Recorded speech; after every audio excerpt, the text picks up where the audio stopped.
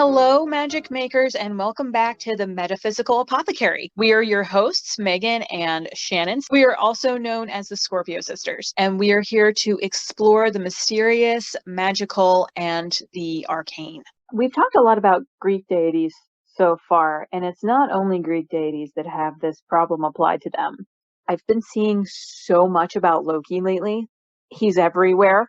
And Shannon and I also both follow Loki. My relationship with Loki is very different from hers, and this will help illustrate how he is very undeserving of the ire and malignance that people sort of express toward him a lot of the time. When Loki showed up in my practice, he refuses to be on the Pantheon. He does not want a seat at the table. He wants to be able to come and go as he pleases. So he has dubbed himself my fairy godmother. Mm-hmm. Not my fairy godfather, my fairy godmother. Because as many of you know, he is gender fluid and a shapeshifter. Mm-hmm. And he does not hold with our human conception of reality. No. And he also really enjoys being called a fairy because he likes to throw glitter everywhere, I guess. I can't use glitter when he's here. He doesn't have that problem here. There is no glitter to throw. He's gender fluid. He's a shapeshifter. Even in the mythologies that we have that were recordings done by Catholic priests and emissaries, missions into Viking, Nordic, Germanic lands, even that was retained, which is very rare, to be honest with you, for a deity of any sort to retain its ability to shapeshift gender. Mm-hmm. That's not something that the church would have approved of, which is part of the reason why he was villainized. Yes. But they didn't get rid of it completely because they couldn't. It's a key aspect of Odin having the mount that was birthed by Loki, who is normally seen by the Catholic priests as a male deity who shapeshifted into a mare and gave birth to an 8-legged horse. Yep. It broke their brains. To say the least, it probably broke their brains. And that's what Loki wants to do. He wants to break your perception. He's a trickster god of mischief and magic. He's a lot older than most people give him credit for. And he gets maligned for it because in order to convert the people who are worshipping the Nordic dramatic gods, they needed to start equating certain gods and mythologies with the new way of thinking. Loki got equated to Satan because he was a trickster god, and he was really the only one they could villainize on the Pantheon. They couldn't really villainize the Jotuns, the giants, because they were already seen as villains. Mm-hmm. So they really couldn't take that and make it worse, because it's like there's not much a giant wasn't blamed for. Right. And I mean, if you think about many of the issues, the problems that Loki himself instigates, they are either to just make people laugh, like cutting off all of Sif's hair. Yep. Or they're to attempt to fix a problem that the Aesir usually caused themselves. Yeah. Or didn't address properly. So one of them, when he ended up mothering the 8-legged horse that Odin would later ride on, it was a giant looking for a reason to demand the hand of Freya, and the Aesir was like, well, we do need a wall, but we don't want to give Freya up. Loki, what do we do? And he's like, well, let him build it. And when it's almost time to be done with it, we'll just stop him from completing the process. Well, how are we going to do that? I don't know. We'll figure it out later. We got 2 years, guys. Come on. We can't think of something in 2 years or whatever timeline it was. Right? He's a problem solver. He very much is a problem solver, and he thinks outside the box. There is no box, so Loki can't think inside of it. Right. He's a liminal god. He's a god of chaos, and he's also a lord of the dance. Mm-hmm. Although a lot of the Nordic deities liked dance. They liked the party. Party. So part of that is getting drunk and dancing. But Loki's older even than the Jotun giants, so maybe he's the one who taught them how. Oh, I'm sure Loki is the one that taught them how to do everything. If it wasn't him, it was Angrboda. Mm-hmm. who's yet another goddess maligned, dark deity maligned. She absolutely is.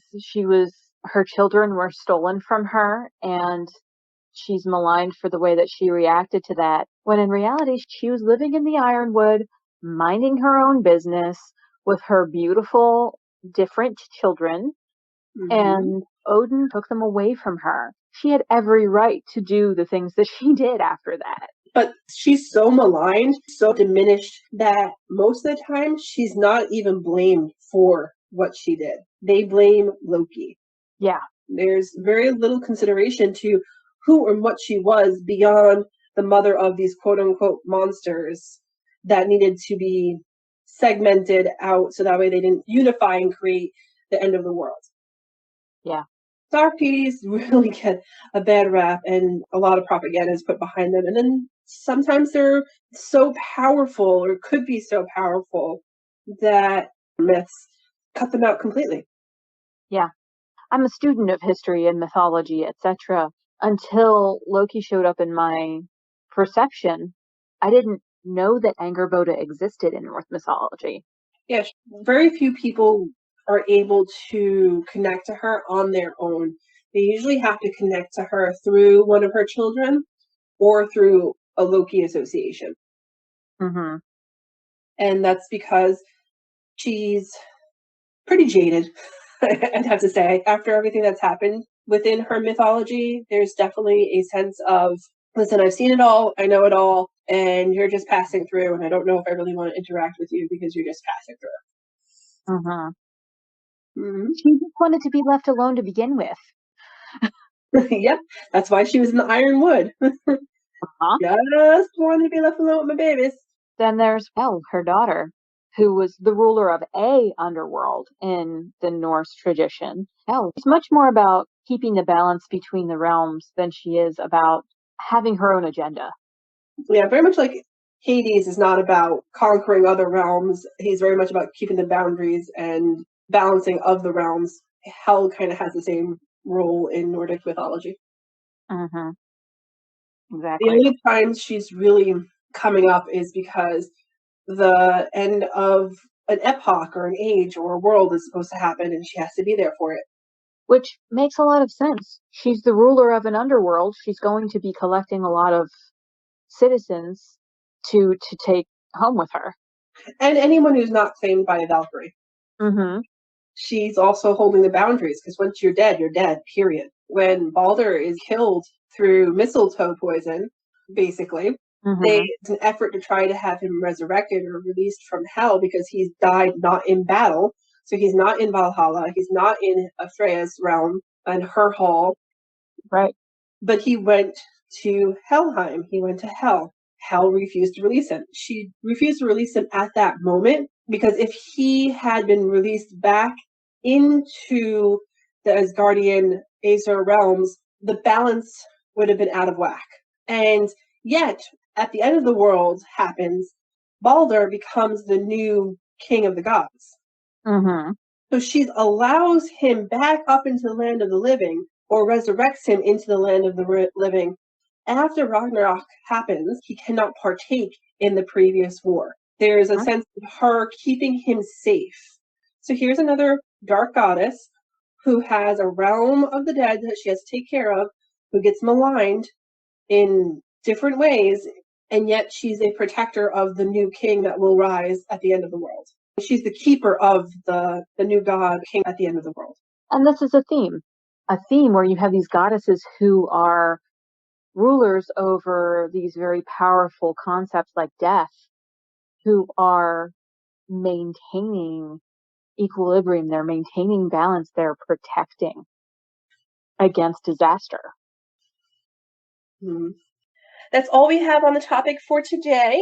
Thank you so much for listening in, and we hope you'll join us again next time. In the meantime, you can follow us on our blog for some more witchy wisdom, as well as check out some of our original art on Society 6 for sacred decor and more. Thank you again for joining us, and go make some magic and live your best life. Bye. Bye, everyone.